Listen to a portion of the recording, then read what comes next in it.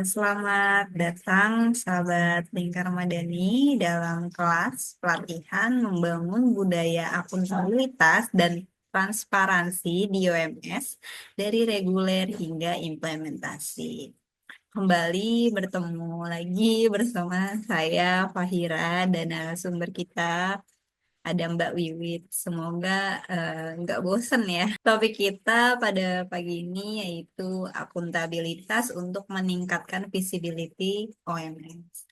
Yang mana pada hari ini kita akan membahas lebih dalam seberapa penting visibilitas, lalu kita akan bahas mengukur visibilitas organisasi, hingga apa saja yang meliputi aspek visibilitas.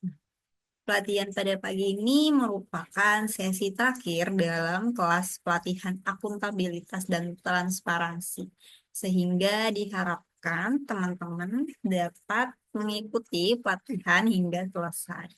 Selamat pagi, Fahira. Nah, tadi sudah disampaikan Fahira ya. Sesi kali ini kita akan membahas soal akuntabilitas untuk meningkatkan visibility atau visibilitas organisasi masyarakat sipil. Nah, saya berharap semoga Kak Ferry ya sehat, selalu sehat lah hingga bisa mengikuti sampai dengan sesi akhir ini. Gitu. Oke, kalau belum selesai nggak apa-apa nanti bisa dilanjutkan. Oke, mungkin langsung ke slide yang ketiga. Nah, eh, di sini temanya soal akuntabilitas ya, akuntabilitas vs visibilitas. Sebenarnya apa sih kalau akuntabilitas dari kemarin kita sudah bahas kayak gitu.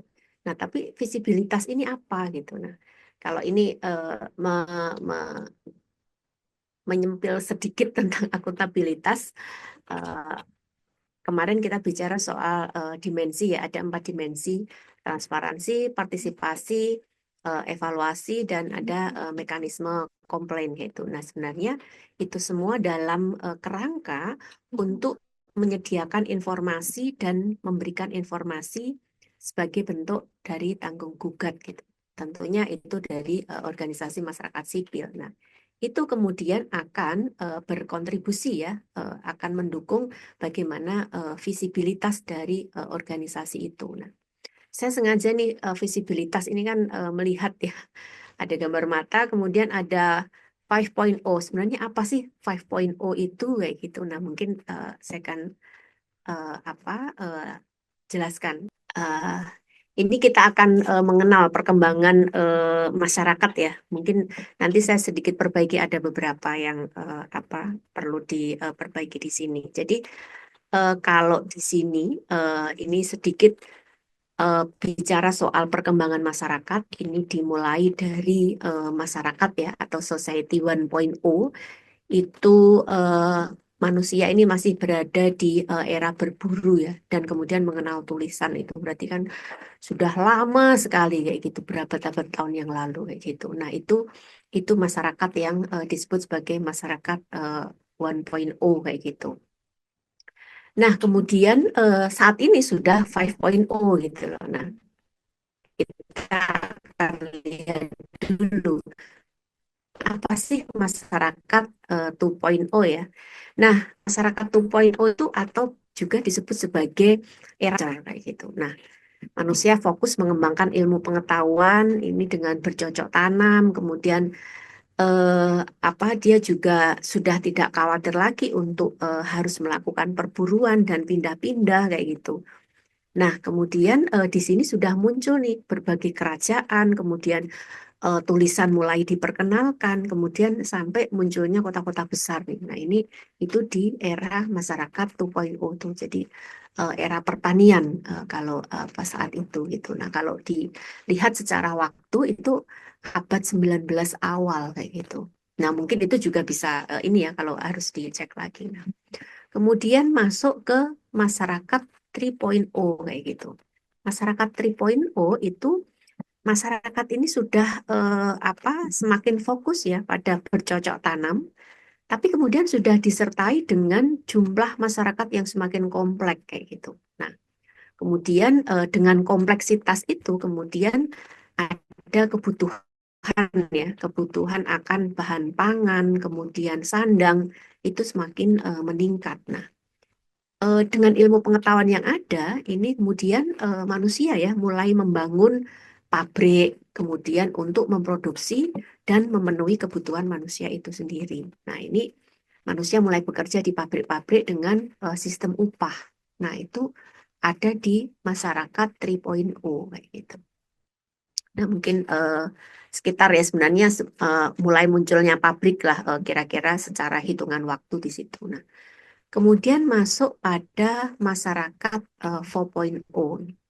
Nah, di masyarakat 4.0 ini ilmu pengetahuan ini sudah ada ilmu pengetahuan dan teknologi ya. Ini semakin berkembang kayak gitu. Nah, kemudian sehingga kemudian di sini manusia mulai mengenal namanya komputer dan internet gitu. Nah, ini sehingga mereka kemudian bisa memperoleh informasi dengan cepat, kemudian aliran data juga sangat cepat dalam untuk apa? Untuk berkontribusi ya di dalam kehidupan manusia. Kemudian manusia sudah tidak ada jarak ruang dan waktu lagi karena kemudian sudah ada teknologi dan internet itu. Nah, pada era ini gitu, industri sudah berlomba-lomba untuk membangun sebuah produk yang bisa membantu manusia semakin mudah untuk memperoleh informasi.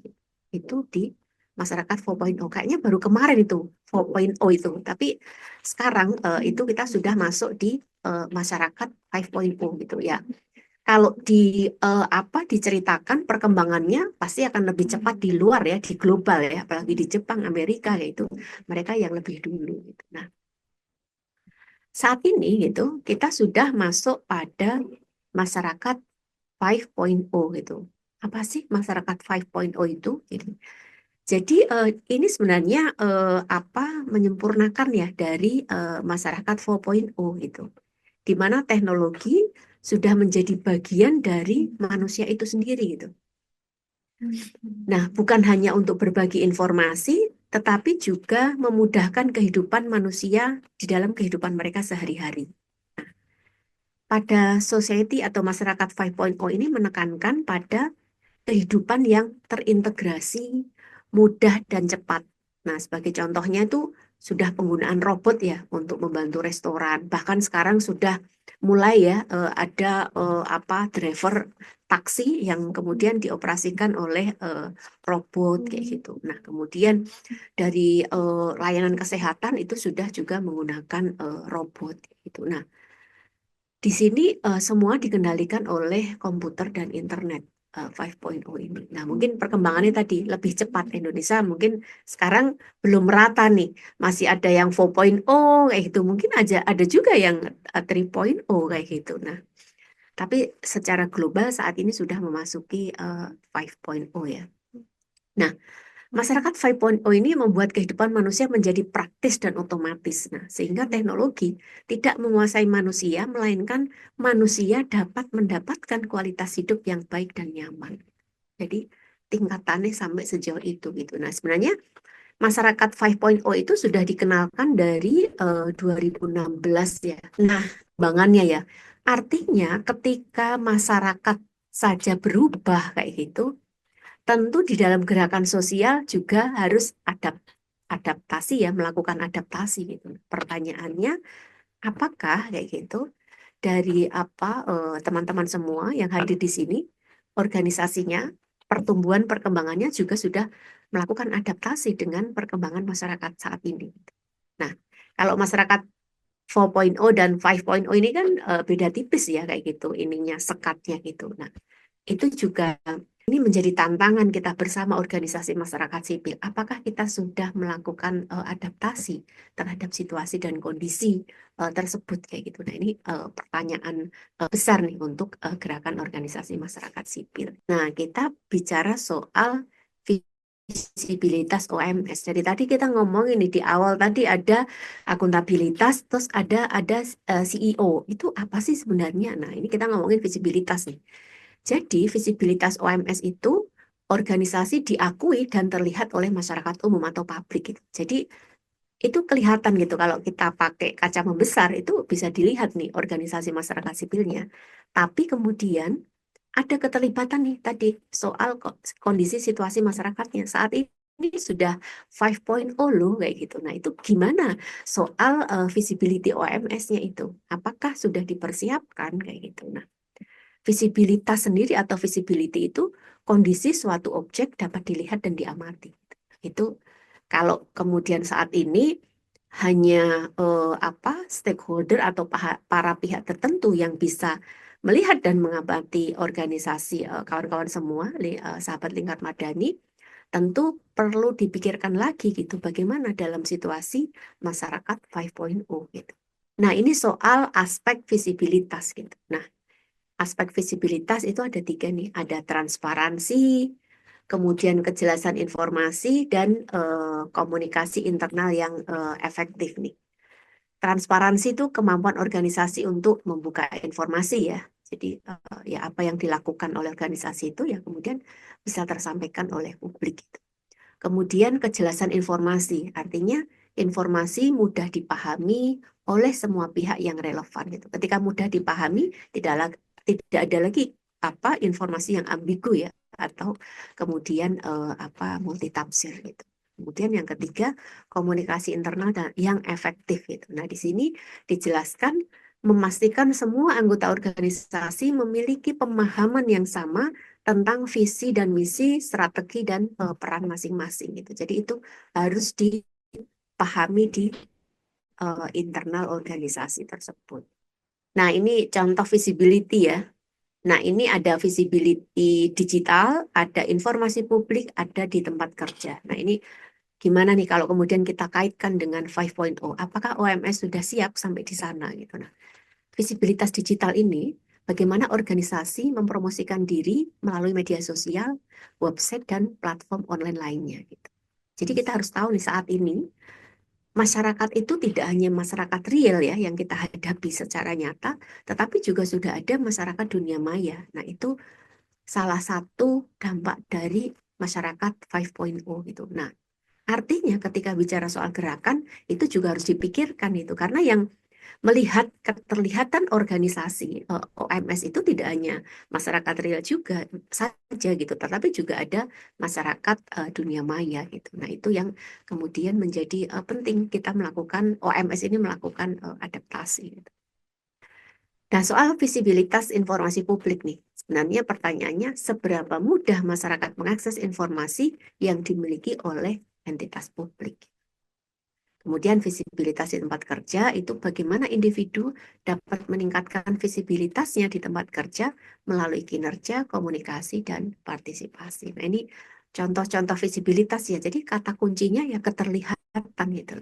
Ya apapun itu gitu. Tentu yang dilakukan oleh organisasi. Nanti jika disebut eh, pengertian jauh dari akuntabilitas. Gitu. Nah, ini penjelasannya nih. Mengapa kemudian visibilitas ini menjadi penting gitu? Yang pertama adalah soal reputasi.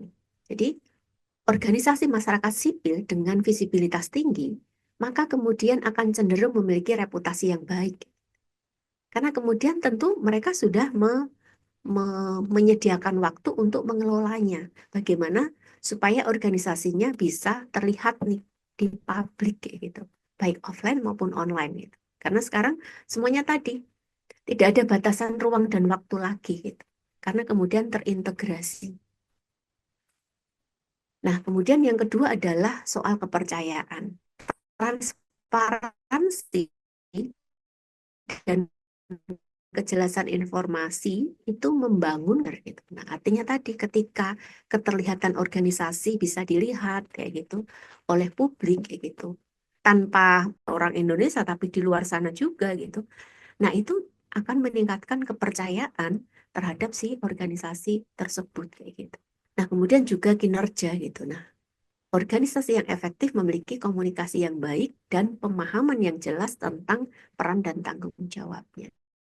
Nah, sebenarnya kembali ke kepercayaan lagi nih. Ketika kemudian pihak dari luar ya masyarakat luas sudah percaya kepada organisasi masyarakat sipil itu, nah itu akan memungkinkan ya semua hal itu terjadi. Misalkan nih, kalau organisasi, saya pernah mencontohkan nih, kalau organisasi tersebut kemudian melakukan penggalangan dana publik itu, Karena dengan keterlihatannya dan juga akuntabel gitu, maka masyarakat pun juga akan percaya gitu. Karena dana yang dipercayakan kepada masyarakat tersebut kemudian dapat terlihat nih pelaksanaannya digunakan untuk apa. Ada laporannya, baik laporan narasi maupun laporan keuangan. Nah, itu kan bentuk dari tanggung gugat tadi ya. Dan itu kemudian di karena menggunakan prinsip transparansi, nah itu kemudian bisa diakses nih oleh publik sehingga publik bisa mengetahui apa yang dilakukan organisasi tersebut. Nah, ini kemudian akan meningkatkan nih kepercayaan publik gitu. Nah, teman-teman bisa lihat nih, saya mengutip dari yang Pena Bulu ya di websitenya. Jadi, mengapa visibility itu penting gitu?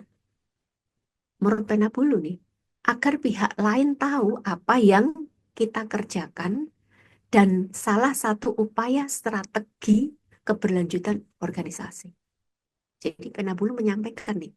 Jadi, pentingnya visibilitas itu supaya pihak lain tahu tadi soal keterlihatan tuh tentang apa yang dikerjakan oleh organisasi tersebut. Ini juga menjadi salah satu strategi keberlanjutan organisasi. Karena itu tadi, kalau organisasi sudah dipercaya oleh publik, maka tidak menutup kemungkinan peluang-peluang itu juga akan terbuka gitu. Jadi akses itu akan terbuka. Nah, itu soal pentingnya visibility ya. Nah, tentu tadi visibility itu berkaitan erat dengan tadi akuntabilitas itu. Karena kemudian akuntabilitas bentuk tanggung gugat ya, harus memberikan dan menyediakan informasi tentang apa saja yang dilakukan organisasi, maka kemudian hasilnya itu kemudian dipublikasikan gitu, sehingga kemudian itu akan memicu apa visibility gitu, keterlihatannya itu gitu. Nah, ini kita bicara soal visibilitas online karena saat ini kita sudah ada mungkin Indonesia baru 4.0 tapi sudah mulai transisi kepada 5.0, maka kemudian visibilitas online ini menjadi penting gitu.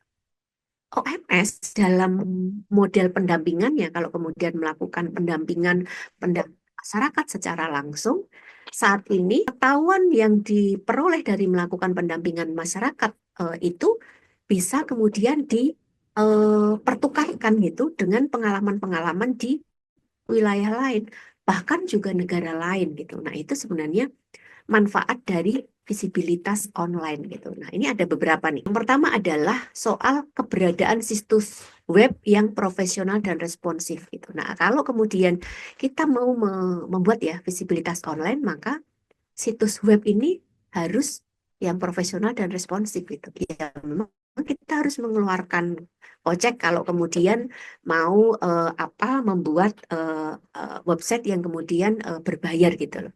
Tapi saat ini banyak sekali website yang tidak berbayar juga gitu. Nah, artinya itu juga akan membantu tadi.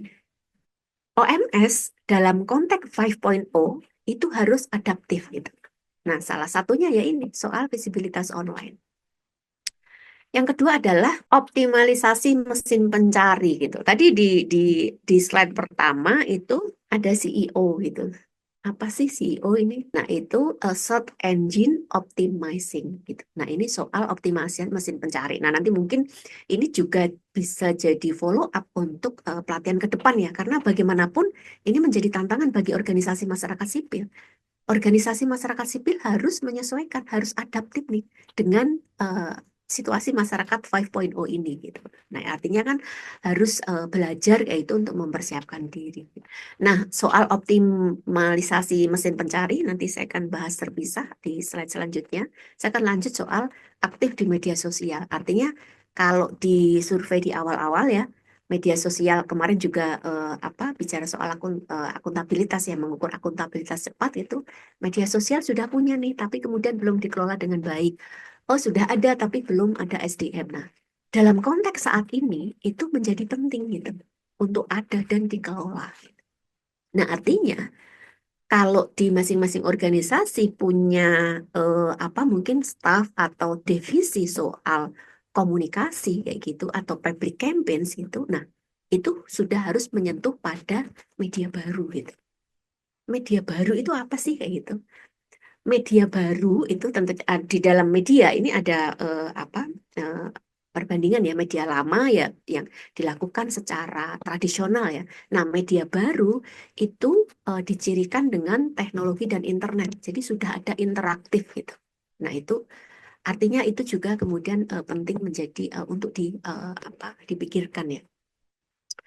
Yang keempat adalah membuat konten berkualitas tinggi. Jadi harus dipikirkan nih, supaya visibilitasnya tinggi, ya buatlah konten yang kualitasnya tinggi. Nah, mungkin perlu nih ada pelatihan untuk membuat konten. Gimana sih membuat konten yang berkualitas tinggi gitu. Walaupun teman-teman OMS ada di pelosok negeri sana, tapi dengan perkembangan dunia ya, perkembangan global, kita sudah masyarakat 5.0.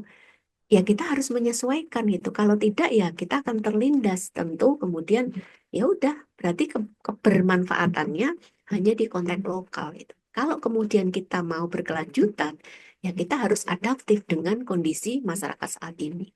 Nah, itu salah satunya supaya visibilitasnya tinggi ya, membuat konten berkualitas tinggi.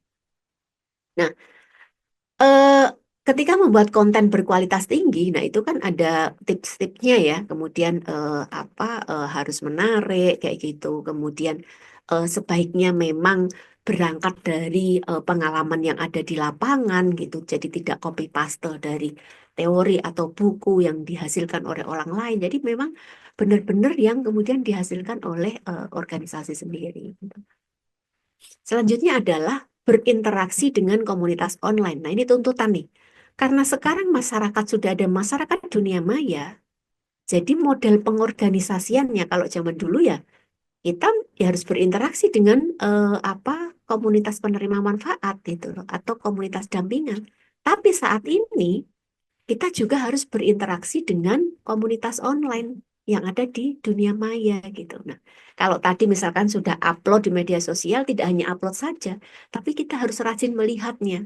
Dan ketika ada yang bertanya, kita harus memberikan respon gitu. Nah, itu bagian nih resiko kita ada di Society 5.0.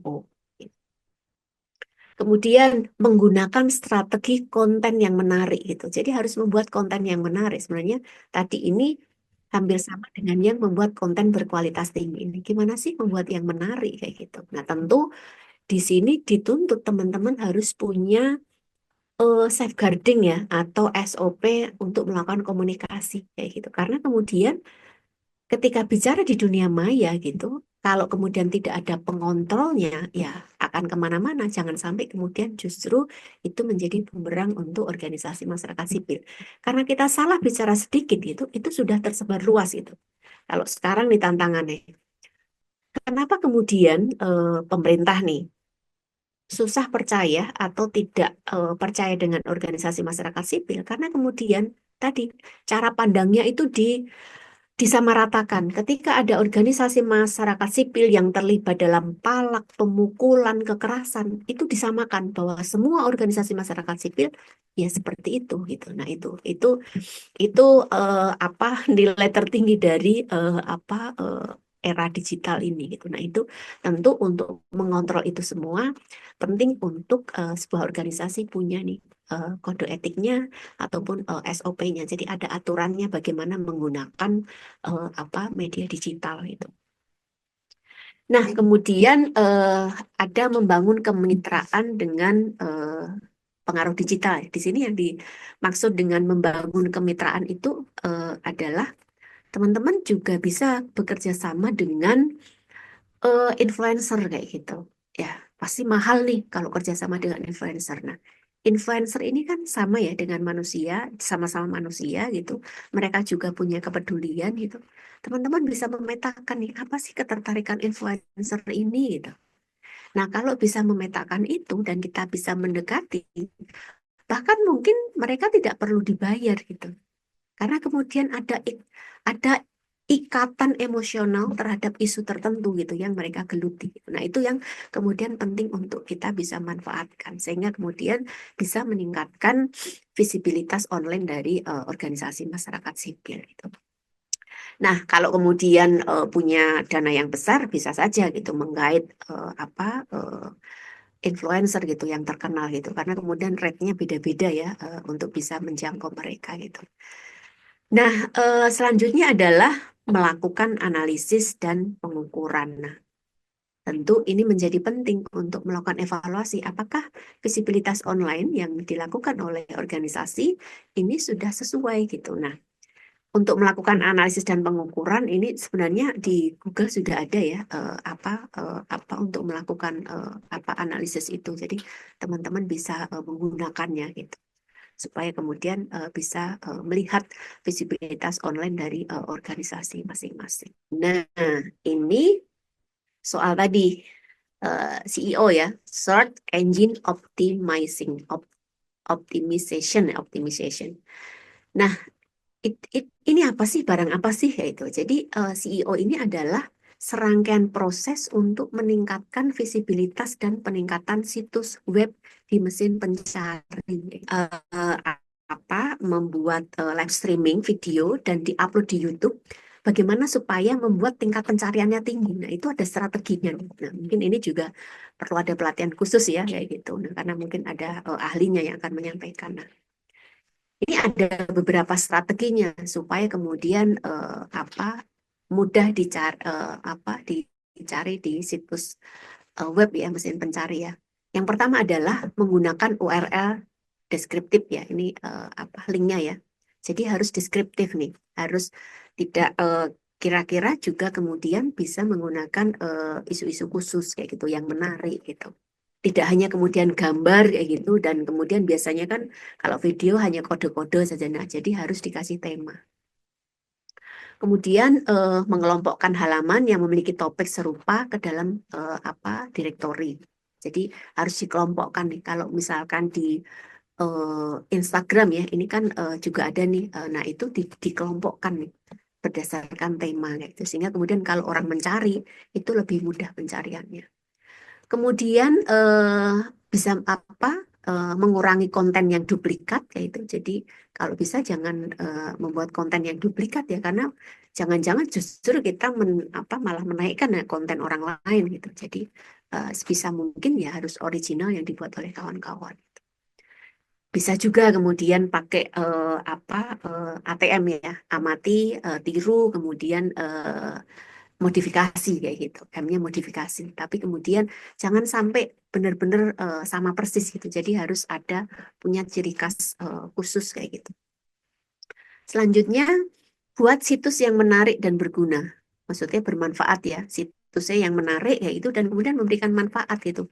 Kalau kemudian dicari misalkan manfaat melakukan penguatan komunitas gitu. Jadi memang harus cari bahasa-bahasa yang kemudian sederhana, menarik dan itu ada kebermanfaatannya gitu. Karena kan orang mencari pasti kalau orang mencari di Google itu yang dicari pasti manfaatnya gitu. Apa sih ininya gitu, sesuatu yang menarik gitu. Nah, itu yang kemudian harus pertimbangkan pada saat membuat ya tadi supaya kemudian visibilitasnya tinggi.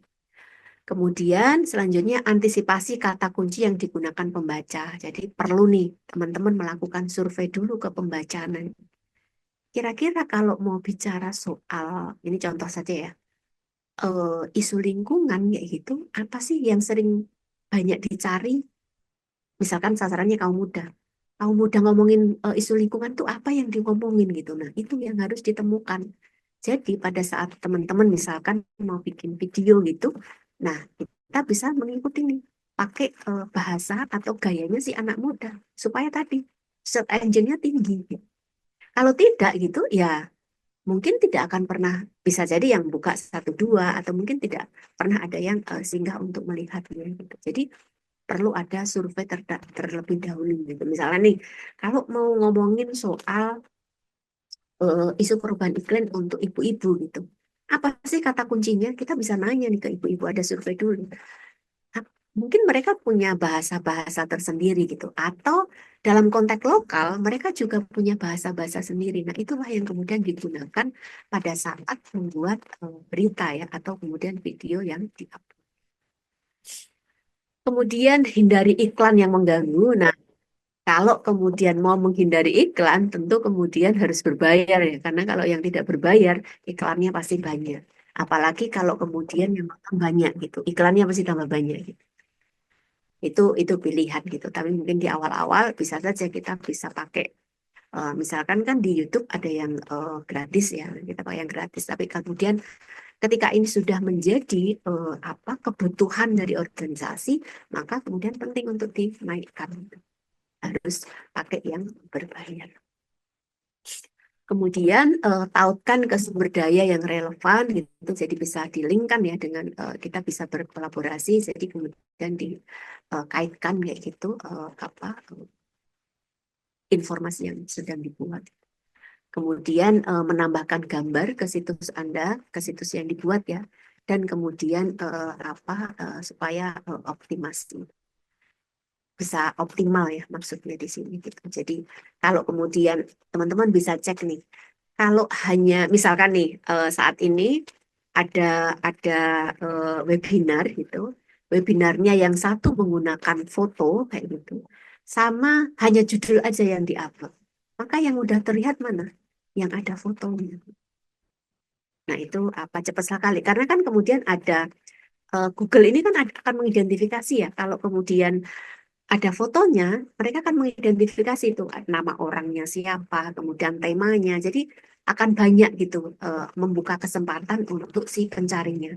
Berbeda kalau kemudian tema webinar yang diupload itu hanya temanya saja gitu, atau dengan beserta tanggal dan tempat. Maka kata kuncinya ya hanya tema saja gitu. Jadi sudah dibatasi gitu loh untuk mesin pencarinya. Kalau yang bergambar bisa saja dengan nama orangnya kita bisa ketemu tema itu dengan nama tema, kemudian kita bisa ketemu apa informasi itu gitu. Jadi semakin luas. Nah itu kemudian pentingnya menambahkan gambar ya di dalam situsnya. Kemudian bisa menambahkan alternatif tag ya, deskriptif ke gambar tadi. Mungkin ada narasi sedikit ya gitu. Selain tema apa sih tentang apa. Jadi semakin peluang untuk pencariannya itu semakin banyak. Nah, kemudian ada optimalisasi video ya, mengoptimalkan video. Jadi video juga menjadi penting, tapi kemudian tadi harus diperhatikan menggunakan URL-nya harus deskriptif kayak gitu. Kemudian apa bisa ditambahkan ya, ada alternatif tag-nya gitu kan. Itu kemudian yang akan membantu engine optimization itu. Saya kan akhiri dulu sampai di sini. Kita diskusi terlebih dahulu kayak gitu. Silakan. Apa nih yang kemudian yang belum dipahami atau kemudian ada sesuatu hal yang baru yang kemudian ingin sahabat Lingkar Madani. Teman-teman karena ada teman-teman baru ya tadi Kak saya juga terlambat jadi hari ini kita membahas soal akuntabilitas dan visibilitas. Apa sih kaitannya? Ya, benar ini akuntabilitas kita sudah bahas di 5 pertemuan kemarin gitu. Nah, sekarang apa kaitannya dengan visibilitas? Visibilitas ini kan yang terlihat banyak Pak. Kemudian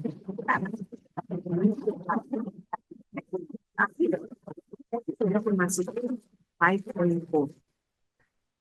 Apa sih 5.0 gitu? Saya kan jelaskan.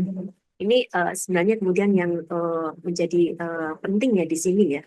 Karena kemudian tantangannya adalah kalau organisasi masyarakat sipil masih sama konsep pemberdayaannya misalkan atau pengorganisasiannya dengan zaman dulu, maka kemudian di dalam konteks perkembangan masyarakat itu sudah tertinggal. Tentu kalau kemudian mau resilient, kita harus adaptif, kita harus menyesuaikan. Nah, kita perlu nih mengenal atau mengetahui nih soal perkembangan masyarakat. Kita mulai dari masyarakat atau society 1.0 ya, kosong ya. Itu apa sih kayak gitu? Nah, itu tuh sebenarnya pertama ya. Jadi manusia ini masih berada di era berburu dan mengenal tulisan. Jadi tinggalnya sih juga masih di hutan-hutan, yaitu di gua-gua kayak gitu. Kalau mau apa, biasanya nih kalau pelatihan feminis nih diceritakan di sana. Kalau laki-laki cenderung berburu kayak gitu. Nah, perempuan itu di pertanian dan tinggal di gua gitu. Kalau laki-laki mengembara, nah ini ini situasi itu adalah masyarakat 1.0 kayak gitu. Jadi untuk bisa bertahan hidup, masyarakatnya masih berpindah-pindah kayak gitu. Nah, teman-teman bisa mulai bayangkan nih, kalau dulu, zaman dulu ada LSM gitu seperti apa kayak gitu. Nah, karena kemudian situasi masyarakatnya seperti itu gitu. Jadi masih menggunakan peralatan yang sederhana gitu. Kemudian menggunakan kekuatan alam ya. Api itu masih pakai batu diadu kayak itu sehingga keluar api untuk memasak kayak itu dan juga melindungi diri. Mungkin memasak pun juga belum ada yang kayak sekarang gitu. Jadi memang benar-benar masih masa manusia berburu ya. Nah, kemudian masuk nih ke perkembangan selanjutnya itu apa di masyarakat 2.0 ya. Nah, masyarakat 2.0 ini eh, dikenal dengan era pertanian atau revolusi agriculture ya. Nah, di sini manusia sudah mulai fokus nih pada ilmu pengetahuan. Ini dengan bercocok tanam. Kemudian manusia juga sudah tidak khawatir lagi untuk kemudian berpindah-pindah karena harus berburu ya. Kalau sebelumnya kan berburu pindah-pindah, apa tinggalnya masih di gua-gua. Nah, di sini sudah kemudian berbeda karena mereka sudah mengembangkan pertanian. Nah, mereka sudah punya tempat tinggal, memiliki sumber makanan, ya gitu. Nah, pada era ini gitu manusia itu mulai menetap dan membangun masyarakat yang lebih kompleks kayak gitu. Nah, sudah mulai muncul nih karena berkelompok ya, maka kemudian muncul ada kerajaan yang sudah mulai mengenal tulisan itu diperkenalkan dan kemudian mulai lahir kemudian masuk nih di masyarakat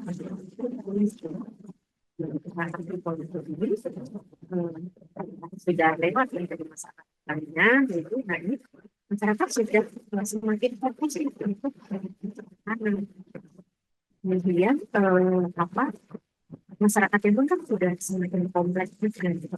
Sehingga kemudian ada kebutuhan tentang disinilah kemudian muncul adanya pabrik-pabrik karena pabrik ini kemudian digunakan untuk memproduksi dan memenuhi kebutuhan manusia.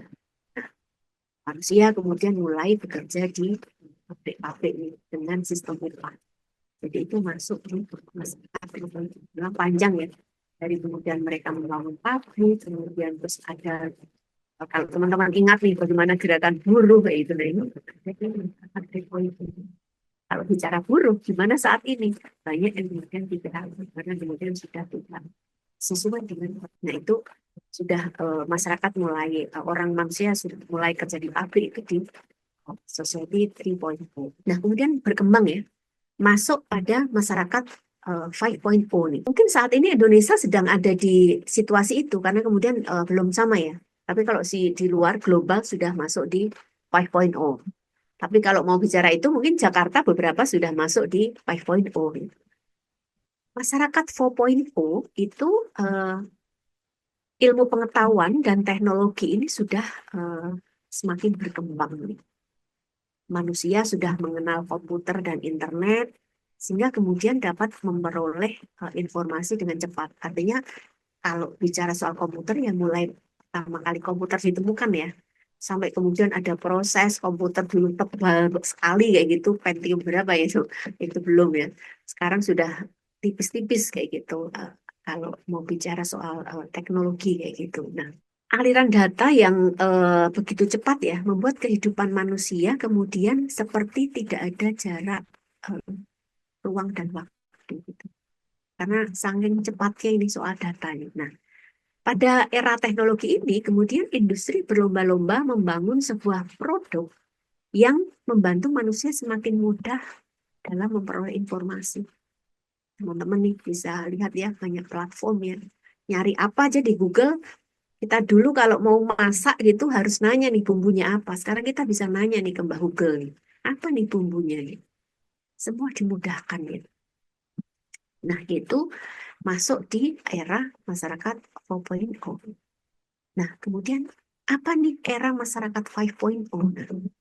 Masyarakat 5.0 ini sebenarnya ini ya penyempurnaan dari masyarakat 4.0 gitu. Nah, di sini teknologi sudah menjadi bagian dari manusia. Jadi teknologi sudah menjadi bagian nih, sudah menjadi bagian dari manusia itu sendiri. Jadi bukan hanya untuk berbagi informasi. Kalau 4.0 masih berbagi informasi ya, dan beberapa penjaga tugas. Tetapi di sini sudah memudahkan kehidupan manusia sehari-hari. Tadi sudah ada robot ya. Kalau kita lihat kecanggihan Cina kayak gitu. Kemudian bagaimana soal mobil yang robot, layanan kesehatan menggunakan robot, Koki juga menggunakan robot kayak gitu. Jadi teknologi sudah menjadi kehidupan, bagian kehidupan dari manusia, bahkan menggantikan. Kalau tadi saya menyinggung soal gimana nih transisi masyarakat 3.0 ke 5.0 gitu. Sekarang udah banyak pabrik yang mem-PHK gitu loh. Ya, karena kemudian semuanya sudah bisa tergantikan, udah tersistem gitu loh. Kalau dioperasionalkan misalkan apa instruksi di pabrik itu semua sudah bisa tersistem semuanya gitu. Tidak perlu menggunakan manusia lagi gitu. Teman-teman bisa lihat nih kayak yang kemudian apa? Oh ya, sekarang pakai e-tol udah tidak perlu orang lagi ada di situ gitu. Nah, berbeda dengan kemudian pada saat tol awal-awal diperkenalkan. Jadi ada perubahan dan tentu itu kalau kemudian kita tidak ingin tertinggal gitu, maka kemudian ya harus mengadaptasi itu. Nah, di Society 5.0 ini apa? Semuanya sudah sudah menekankan pada kehidupan yang terintegrasi. Jadi semuanya sudah dilakukan ya oleh robot dan kemudian sistem ya, karena kemudian semuanya dapat dikendalikan oleh komputer dan internet gitu. Nah, Society 5.0 ini membuat kehidupan manusia menjadi praktis dan otomatis. Kemudian teknologi ini tidak menguasai manusia, melainkan manusia dapat dapat mendapatkan kualitas hidup yang baik dan nyaman gitu. Jadi sebenarnya manusia yang kemudian bisa menguasai si teknologinya itu gitu.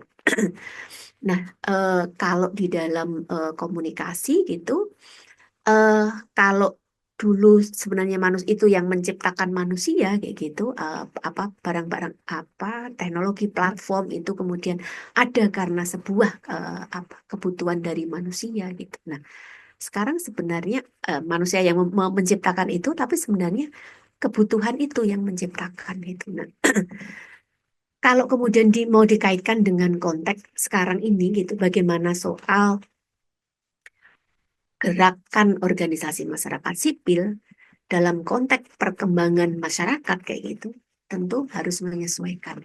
Pertanyaannya adalah bagaimana organisasi kita masing-masing?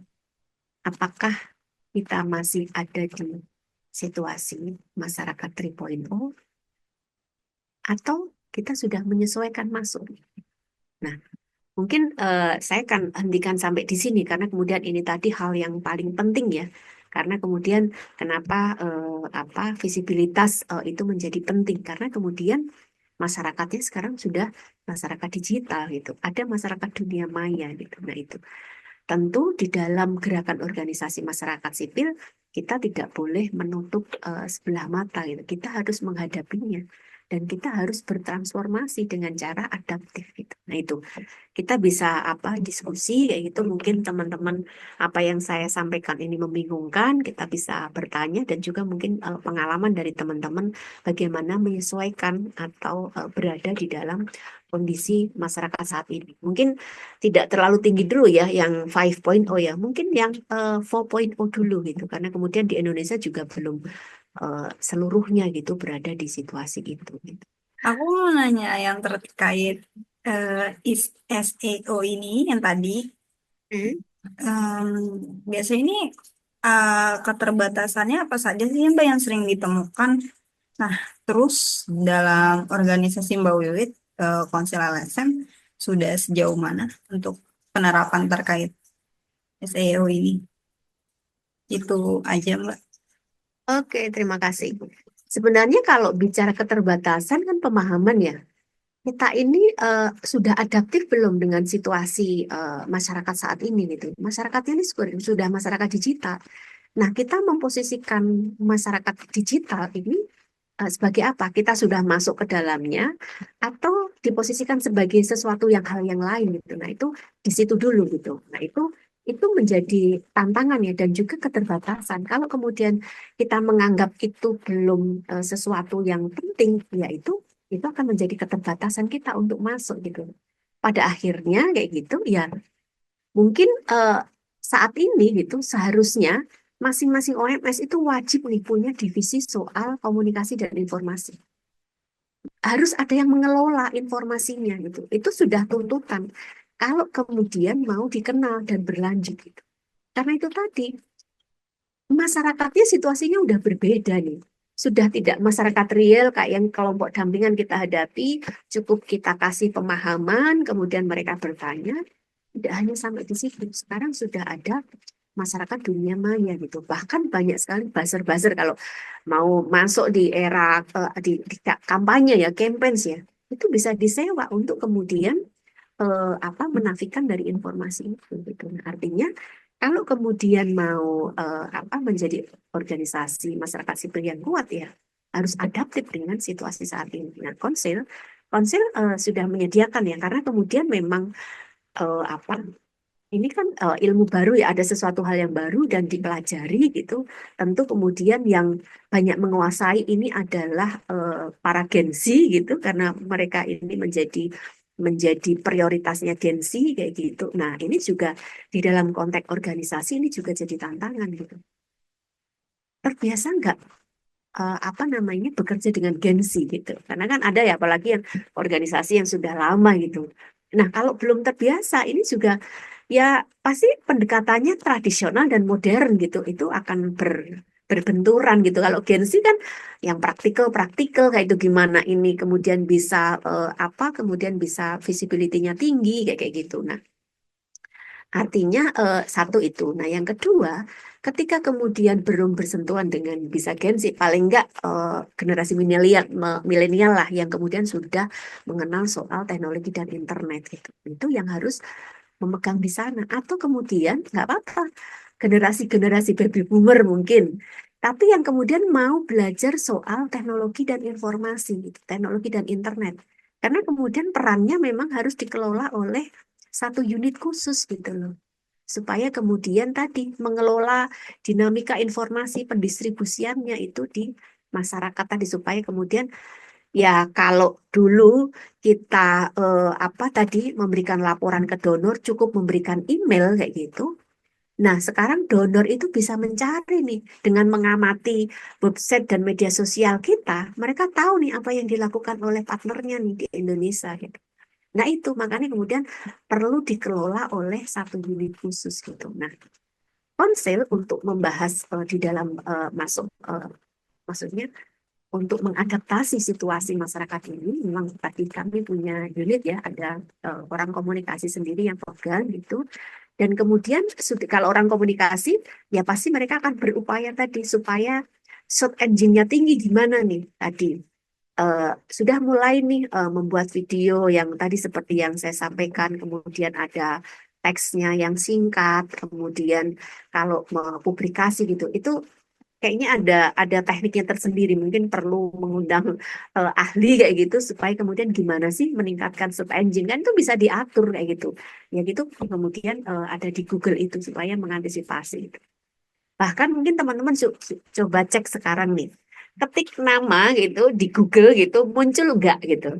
Nah, itu bagian dari search engine gitu.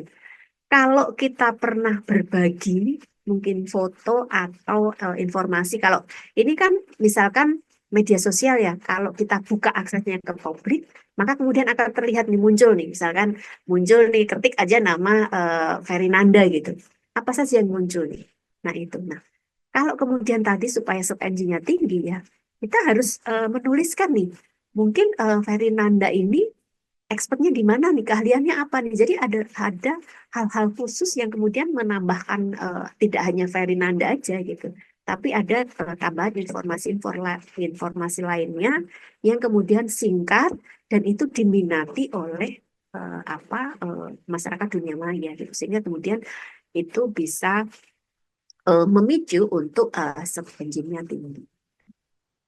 Gitu, Fahira. Baik, terima kasih Mbak Wiwit. Cukup jelas.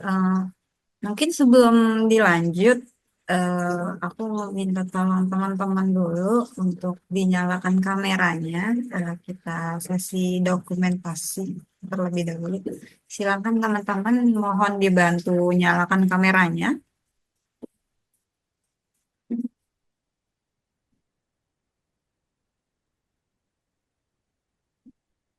Oke, Kak Rizky. Oke. Aku mulai ya. Satu, dua, tiga. Sekali lagi boleh gayanya. Satu, dua, tiga. Baik, terima kasih banyak. Eh, Selanjutnya silakan mungkin ada yang ingin bertanya. Oke, ini ada dari Deva. Silakan, Deva. Boleh langsung open mic ya. Oke, halo Mbak Wiwit. Halo, Eva. Ya, mohon maaf ya Mbak, aku izin bertanya lagi nih. Oke, Ya, mungkin ada yang mengganggu ya secara jadi agensi gitu. ya benar. Tadi Ya. kan disebutkan ya Mbak di materi yang Mbak Wiwit jelaskan nih gitu, bahwasanya visibilitas itu merupakan salah satu strategi keberlanjutan organisasi. Nah, Mm-mm. Mbak Wiwit sendiri pernah nggak sih menemukan kondisi di mana terlalu banyak visibilitas itu justru merugikan organisasi kayak gitu? Oke, tadi saya sampaikan nih, eh, sebenarnya ya tergantung isinya ya. Soal visibilitas ini kan keterlihatannya, apa, soal organisasi itu. Nah, kalau keterlihatannya buruk pasti akan merugikan dong kayak gitu. Tapi kalau keterlihatannya positif, apa yang dilakukan tentu juga akan memberikan manfaat gitu. Organisasi tersebut kemudian dikenal, mungkin jadi kampus, maksudnya mahasiswa menjadi tahu gitu soal apa yang dilakukan oleh organisasi itu gitu, sehingga kemudian banyak sekali membantu riset-risetnya para mahasiswa itu kan bagian dari visibilitas ya. Nah, kalau kemudian dikaitkan tadi dengan akuntabilitas, bicara akuntabilitas kan sebenarnya apa saja yang dilakukan oleh organisasi itu, kemudian ini bisa diinformasikan atau bisa disampaikan ke publik gitu, tidak hanya ke penerima manfaat, tapi ke publik gitu. Jadi semua ya stakeholder itu termasuk publik. Nah, di sini kemudian tadi kalau saya sering menyampaikan eh, teman-teman LSM itu punya banyak pengetahuan, banyak sekali. Bahkan kalau proyek-proyek itu mendanai ya bikin riset, bikin buku gitu, ada pengalaman baik, banyak sekali gitu. Nah, pada umumnya kayak gitu, apalagi untuk teman-teman yang belum kemudian mengadopsi ya pentingnya apa namanya teknologi dan internet dan masih buku-buku itu dicetak gitu. Ya, buku-buku itu hanya dicetak dan kemudian disimpan saja tertumpuk di kantor gitu. Padahal itu ilmu pengetahuan. Dimana kalau anak-anak kuliah ya, itu kan butuh sesuatu yang baru gitu. Nah, kebaruan itu sebenarnya diperoleh oleh LSM ini. Karena kan sebenarnya dia jadi laboratorium untuk mencari sesuatu yang baru. Memecahkan persoalan-persoalan di masyarakat. Nah, sebenarnya ini itu penting disampaikan di eh, kampus-kampus ini gitu. Supaya mereka tidak hanya belajar teori saja gitu. Bahkan sekarang sudah berkembang. Nah,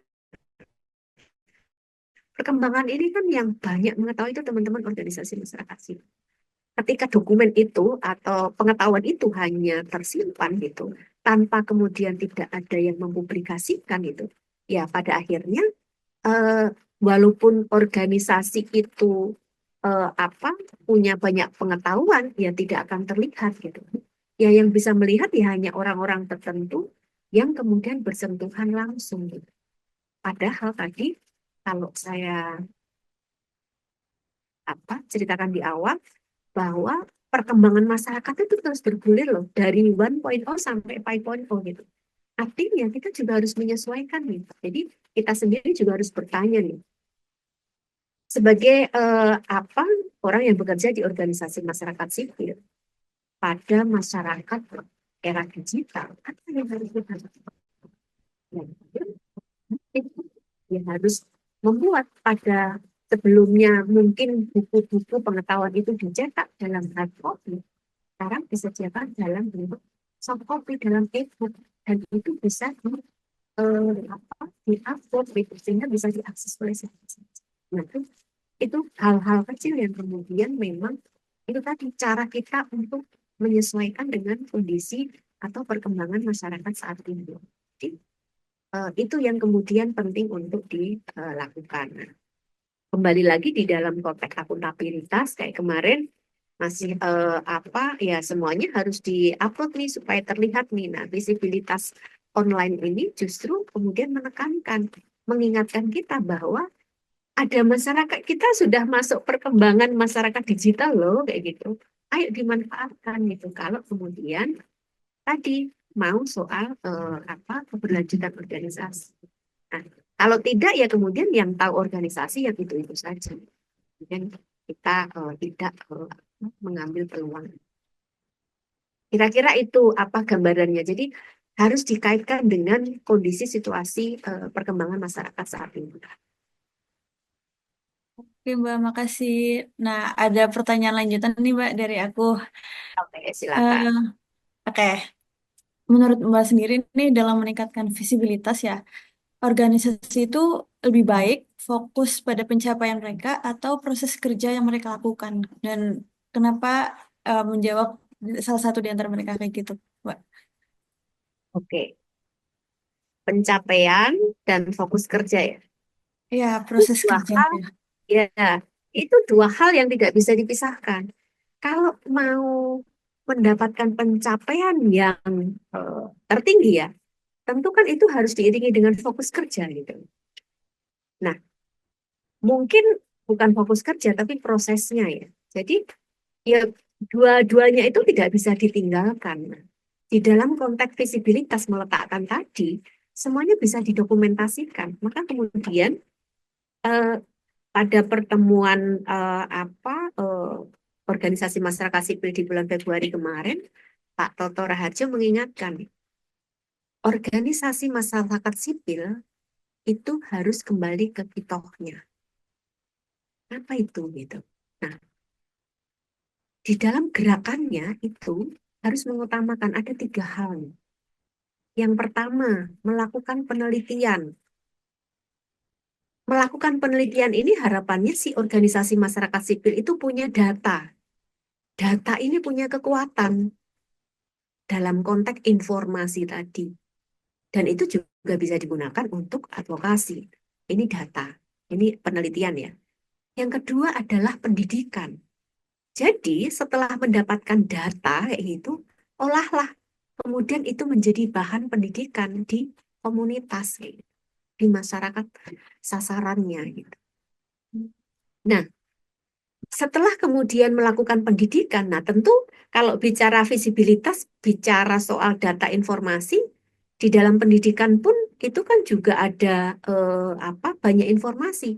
Bisa juga proses pelatihannya, pendidikannya, bisa juga respon, jadi dinamikanya ya, respon masyarakatnya, bahkan juga pencapaian dari pendidikan itu. Nah, itu kan juga menjadi pengetahuan dan menarik untuk dipublikasikan, untuk di-share ya sebagai itu juga sebagai capaian dari organisasi. Kemudian yang ketiga adalah pendokumentasian gitu. Nah, tadi jadi semua proses apa yang dilakukan oleh organisasi itu layaknya itu harus didokumentasikan gitu. Supaya tadi kalau dulu tantangannya ya, tantangan organisasi masyarakat sipil zaman dahulu itu informasi karena kemudian knowledge sharing belum belum berjalan, kemudian pendokumentasian juga lemah gitu. Jadi kalau yang dikirim mengikuti pelatihan atau mungkin berjaringan itu orang itu saja gitu. Dan ketika orang itu keluar dari organisasi, runtuhlah organisasi itu, hilanglah.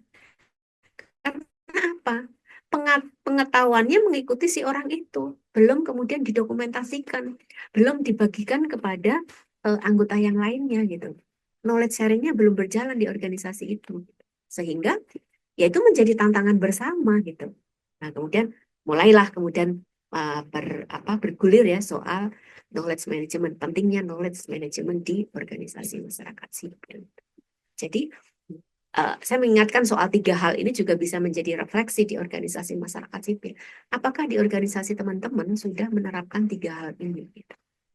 Penelitian, pendidikan, dan juga pendokumentasian.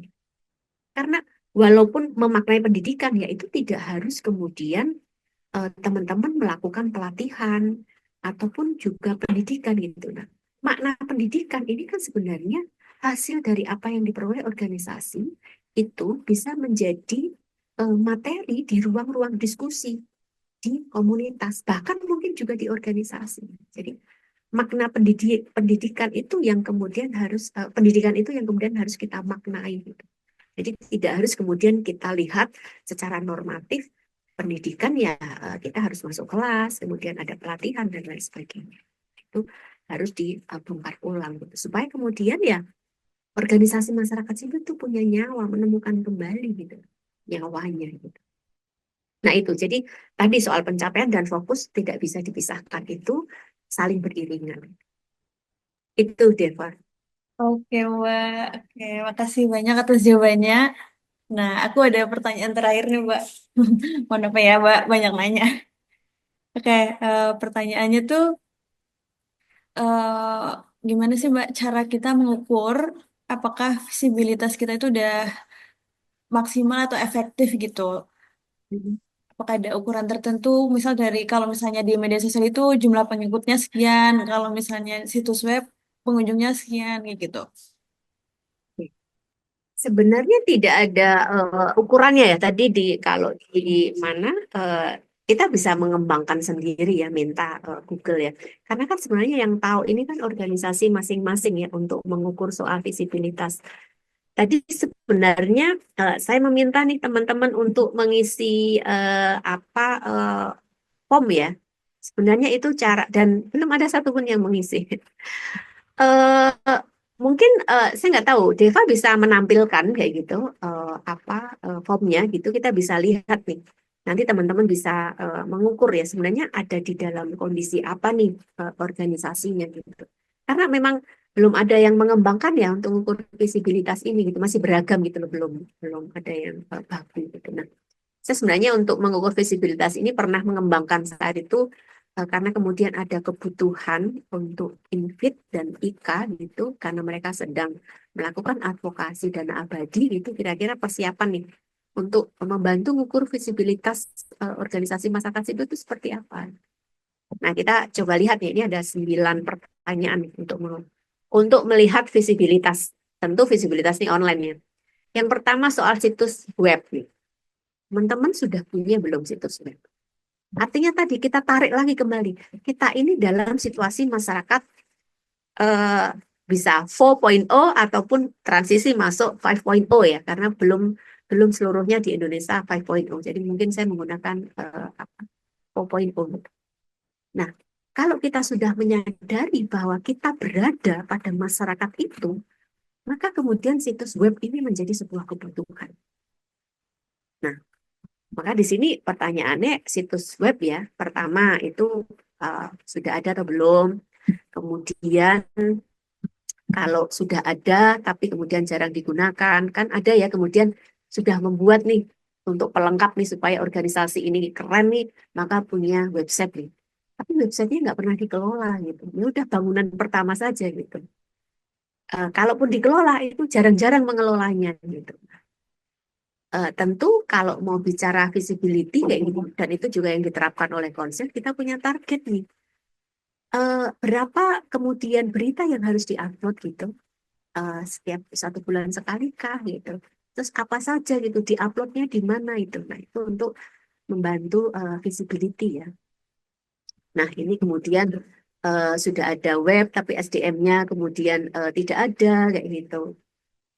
Nah, itu terkait dengan webnya itu sendiri gitu.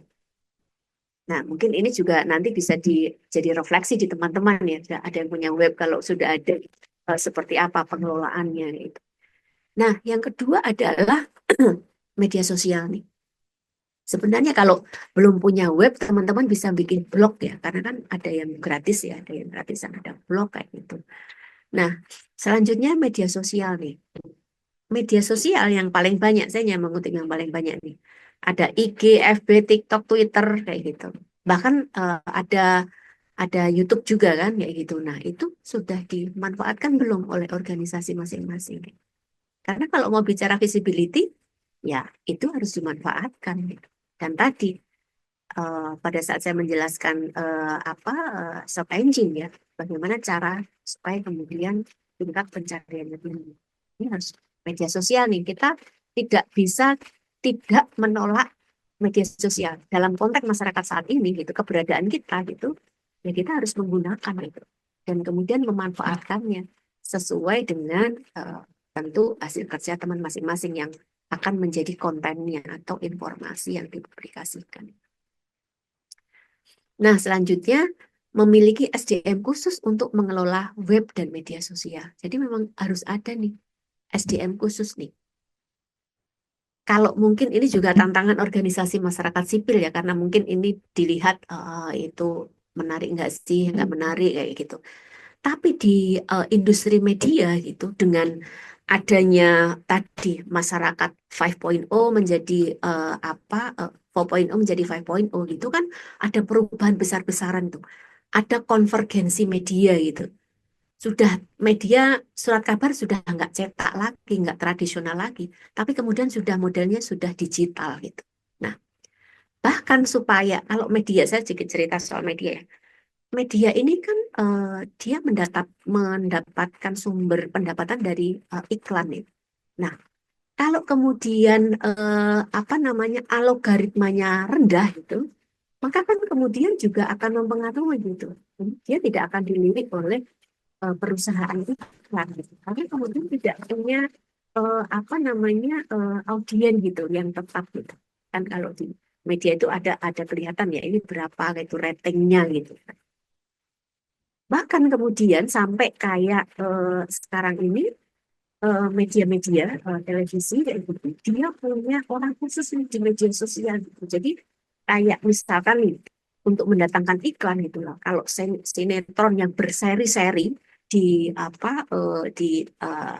TV-nya kayak gitu, itu kemudian dikemas nih, dipilih yang menarik ya, yang pendek-pendek, dan itu ditaruh di Instagram atau di media sosial mereka. Tujuannya apa? Itu tadi supaya search engine-nya tinggi, supaya algoritmanya tinggi. Nah, itu yang kemudian dilakukan oleh industri media, karena mereka menyadari pendapatan mereka ya dari iklan.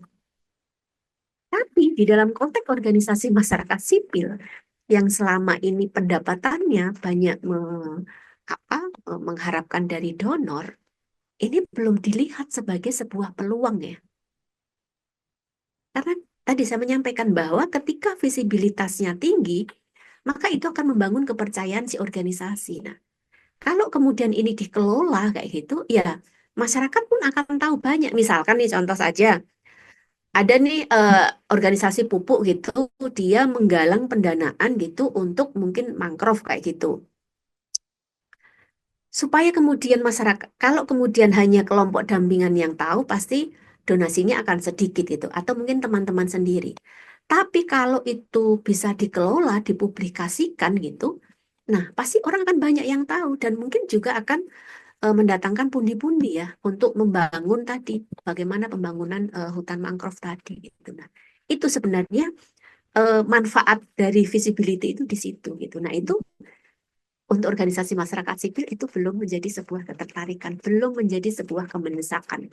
Tapi saya mengajak nih teman-teman untuk berefleksi. Kita sekarang ada di masyarakat 5.0 gitu. Bagaimana teknologi itu menjadi kebutuhan gitu. Nah, itu tadi soal SDM ya. Nah, selanjutnya adalah harus melakukan update berita secara rutin nih di web nih. Jadi tadi webnya ya harus beritanya juga harus diupdate, tidak hanya berita yang lama 5 tahun atau 10 tahun yang lalu gitu. Nah, itu tentu kan harus ada tenaga khusus ya yang melakukan itu gitu. Dan tentu itu harus disadari oleh organisasi itu. Nah, kemudian selanjutnya itu melakukan update kalau tadi di web juga maka perlu juga dilakukan di media sosialnya gitu supaya kemudian berimbang karena tingkat masyarakatnya berbeda-beda nih.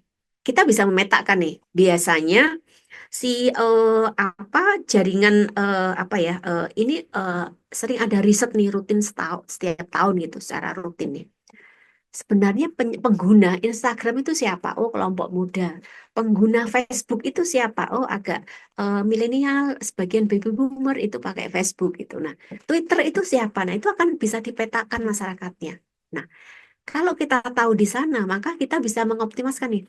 Oh, ternyata isu lingkungan itu temanya adalah kalau Twitter kan orang-orang yang intelektual ya. Kalau mau memasifkan adalah soal isu lingkungan, anak muda nih, ya berarti kita harus genjot berita di Instagramnya gitu. Nah, itu harus dimanfaatkan nih. Nah, itu peluang-peluang yang kemudian perlu dibidik oleh organisasi masyarakat sipil gitu. Nah, selanjutnya nih soal aktif merespon ya. Jadi kalau sudah mengupload konten gitu, jangan dibiarin begitu saja. Kalau ada yang kalau di media baru ya, karena sifatnya interaktif, maka kita juga harus merespon, memberikan respon. Walaupun mereka ngasih like and share kayak gitu, kasih apa, love kayak gitu, ya kita harus membalas terima kasih atau apa. Itu bagian respon kita gitu, menghargai pendapat mereka gitu kan. Kalau di dunia apa namanya media baru ini kan semuanya pakai simbol kayak gitu ya. Kita harus menanggapi itu.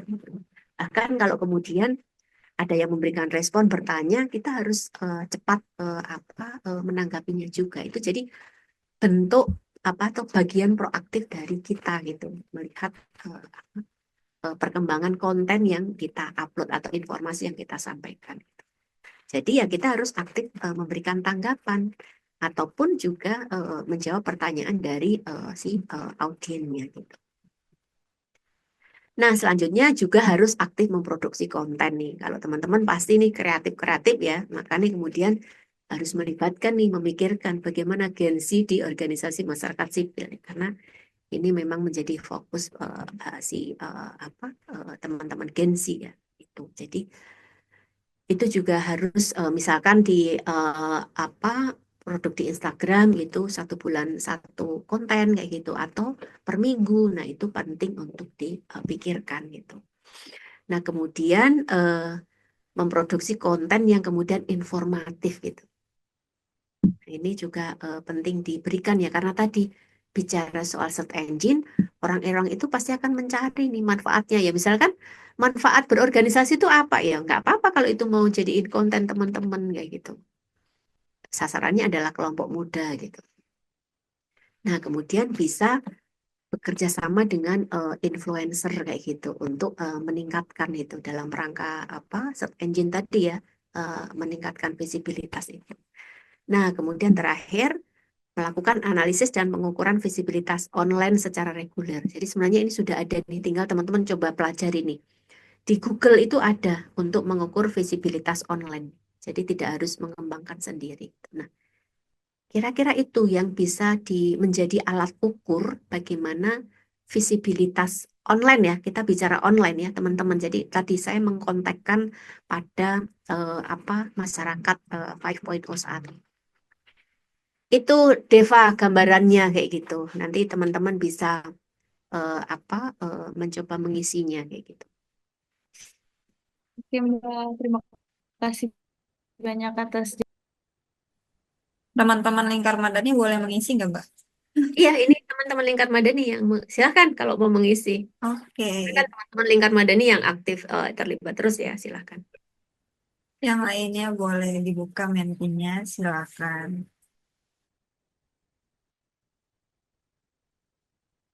Aku bantu share di kolom chat ya. Iya, dibantu di share di kolom chat. Sebenarnya dari sini akan terlihat nih teman-teman yang sedang ikut itu sedang menduakan pelatihan ini atau memang fokus gitu. Ini pertanyaannya tidak sulit kok ini.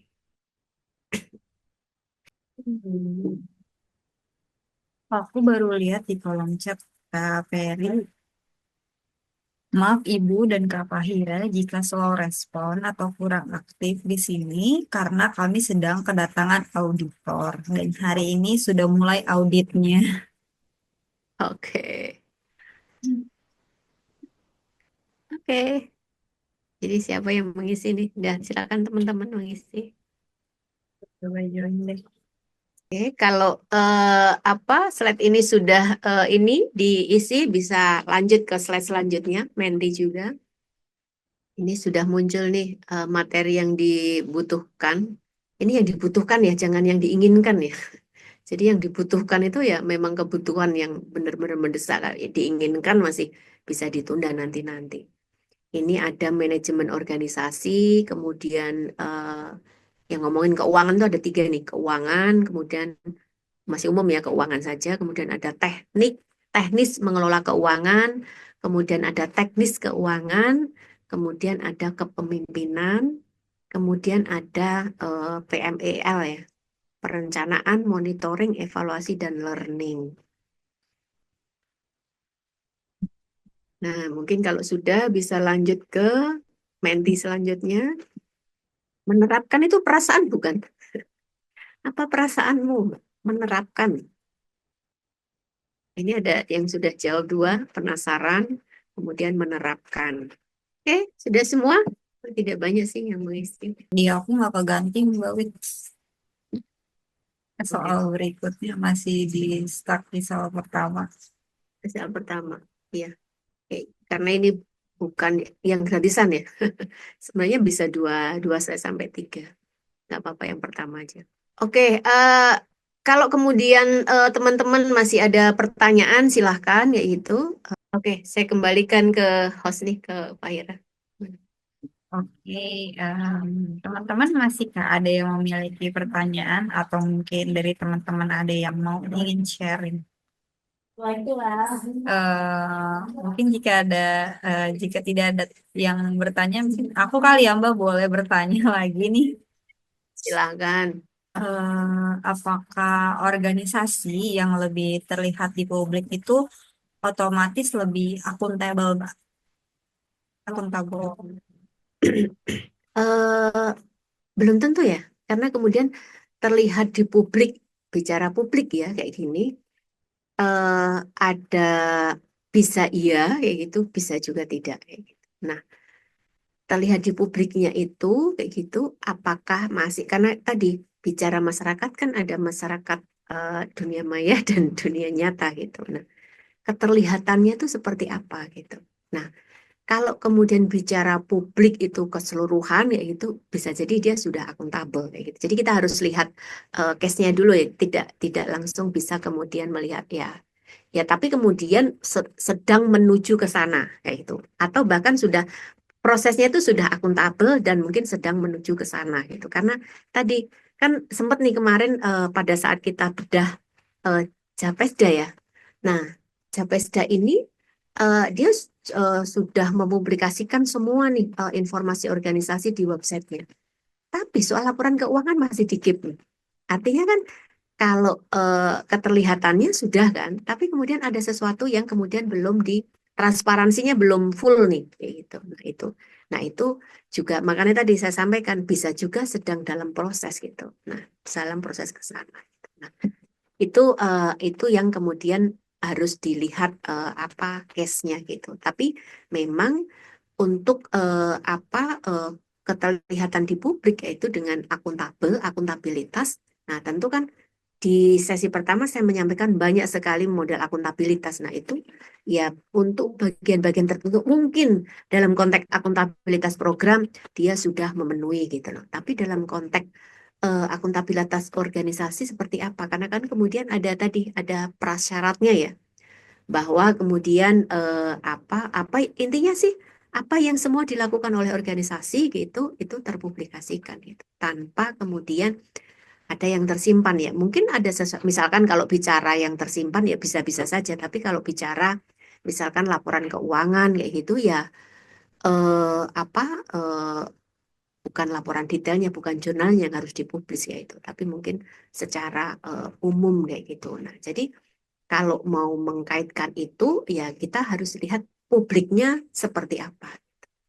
Itu sih, karena kemudian dalam konteks akuntabilitasnya pun ketika dia belum memanfaatkan, kan mungkin ada gradasinya ya, ada tingkat-tingkatan. Maksudnya ketika dia belum meletakkan dunia baru, maksudnya media baru ini sebagai sebuah bagian yang harus mereka adaptasi gitu, maka kemudian bisa juga dia sudah akuntabel dengan cara tadi dia menempelkan semua hasilnya di organisasinya kayak gitu. Nah, kemudian memberikannya di stakeholdernya. Tapi kan kemudian memang belum maksimal ya soal tadi ketersediaan informasi di publiknya. Tapi ada juga yang kemudian sudah mengambil tingkatan yang paling tinggi. Jadi memang sudah tidak ada karena prinsip transparansi digunakan sudah tidak ada lagi yang harus disembunyikan istilahnya gitu. Semuanya dibuka di publik kayak gitu ya. Maka kemudian ya visibilitasnya akan tinggi, tingkat akuntabilitasnya juga tinggi. Itu mungkin pada akhirnya bisa di range juga ya tingkat akuntabilitasnya baru sampai di mana gitu kalau mau bicara akuntabilitas. Bisa jadi itu mungkin bisa jadi bagian temuan juga gitu. Baik, sebelum aku tutup, Mbak Wiwit mungkin ada closing statement dari Mbak Wiwit. Silakan, Mbak. Sebagai organisasi masyarakat sipil ya, mungkin memasuki masyarakat lain dengan tapi bagaimanapun ya harus dijalani, harus masuk, harus menyesuaikan. Jadi kalau kemudian organisasi masyarakat sipil mau berkelanjutan, maka kemudian harus adaptif terhadap kondisi perkembangan masyarakat. Nah, jadi harus menyesuaikan. Jadi pola pikir itu kemudian harus dibongkar ya. Jadi kita meletakkan tidak sesuai dengan kondisi masyarakat sekarang. Jadi harus menyesuaikan itu. Nah, tentu itu dengan menyesuaikan pada masyarakat 5.0 yang memiliki sifat eh, apa tuntutan ketersediaan data dan informasi, maka kemudian tidak bisa meninggalkan tadi budaya akuntabilitas. Sehingga kemudian ini menjadi penting ya bagi organisasi masyarakat sipil. Nah, kalau kemudian mau berkelanjutan, maka ya harus budaya akuntabilitas kayak gitu harus ditingkatkan, ya gitu diterapkan, dan juga kemudian menyesuaikan atau adaptif dengan situasi masyarakat saat ini, yaitu 5 mungkin itu. Ya. Ya, baik. Terima kasih banyak, Mbak Wiwit, atas pemaparan dan closing statement-nya. Eh, aku juga mau ngucapin terima kasih banyak atas teman-teman keikutsertaannya dan keaktifannya dari sesi 1 hingga sesi 6 pada pagi ini. Aku mau ngasih tahu juga, mau menginfokan bahwa teman-teman dapat mengakses rekaman dan materi di web kami yaitu lingkarmadani.id dan YouTube kami Lingkar Madani seperti yang sudah di-share di kolom chat. Sudah terdapat link web dan link YouTube. Kalau begitu, terima kasih banyak semuanya. Terima kasih Mbak Wiwit. Sampai bertemu di kelas-kelas selanjutnya. Terima kasih, Kak Peri.